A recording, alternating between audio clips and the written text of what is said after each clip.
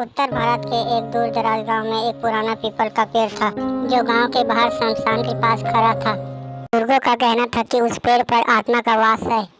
गांव के लोग सूरज डूबते ही उस जगह से नहीं गुजरते थे, लेकिन रघु उस गांव का निडर व्यक्ति जो इस बात को नहीं मानता था। एक रात वह अपने दोस्तों को चुनौती देते हुए बोला, आज रात में वह वृक्ष के नीचे बैठकर आऊंगा, कुछ नहीं होता वहाँ।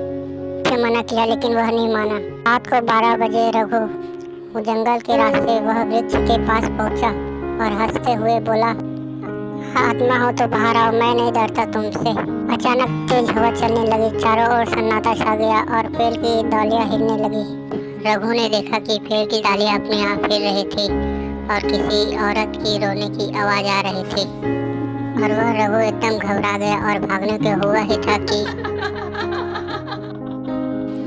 एक सफेद साड़ी में लिपटी हुई छाया पेड़ से नीचे उतरती हुई दिखी, जिसे रघु देखकर डर गया और वहीं पर बेहोश हो गया। अगली सुबह गांव वाले रघु को बेसुध पाए और जब वह होश में आया तो अपने बोलने की शक्ति खो बैठा।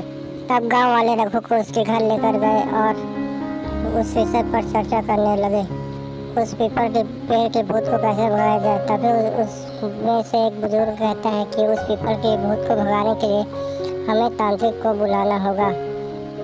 और सभी गांव वाले मिलकर तांत्रिक को बुलाते हैं।